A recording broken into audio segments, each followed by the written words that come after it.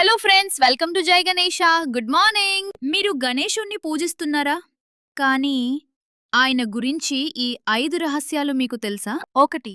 పెద్ద తల, పెద్ద ఆలోచనలు. 2. పెద్ద చెవులు, ఎక్కువ వినడం. 3. చిన్న కళ్ళు, ఫోకస్. 4. ఎలుక వాహనం, కోరికల నియంత్రణ. 5. మోదకం, కష్టానికి ఫలితం. 1. పెద్ద తల, పెద్ద ఆలోచనలు. గణేశుడి పెద్ద తల ఒక సీక్రెట్ చెప్తుంది. ఎప్పుడూ చిన్నగా ఆలోచించకండి, పెద్దగా ఆలోచించండి. మన జీవితం ఎదగాలంటే మైండ్ సెట్ కూడా పెద్దదిగా ఉండాలి. 2. పెద్ద చెవులు, ఎక్కువ వినడం. గణేశుడు పెద్ద చెవులు కలిగి ఉంటాడు. ఇది మనకు చెబుతుంది, మాట్లాడే ముందు వినడం నేర్చుకో. వినేవాళ్లే జీవితంలో విజయవంతులవుతారు. 3. చిన్న కళ్ళు, ఫోకస్. చిన్న కళ్ళళ్ళు అంటే డీప్ ఫోకస్. ఒక పని మీద కాన్సంట్రేషన్ పెడితేనే సక్సెస్ వస్తుంది. డిస్ట్రాక్షన్ తగ్గిస్తే ఫలితం పెరుగుతుంది. 4.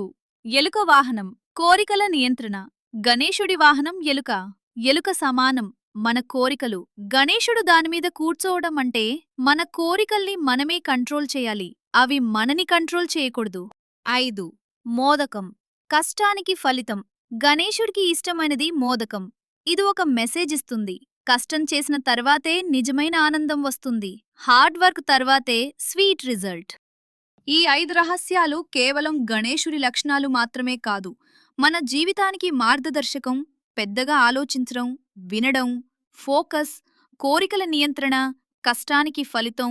ఇవి మనం ఫాలో చేస్తే మన జీవితం కూడా మారుతుంది.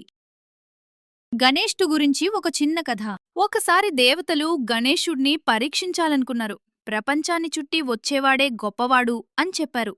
అప్పుడు గణేశుడు తన తల్లిదండ్రుల చుట్టూ 3 సార్లు తిరిగాడు. ఎందుకంటే ఆయనకు తల్లిదండ్రులే ప్రపంచం.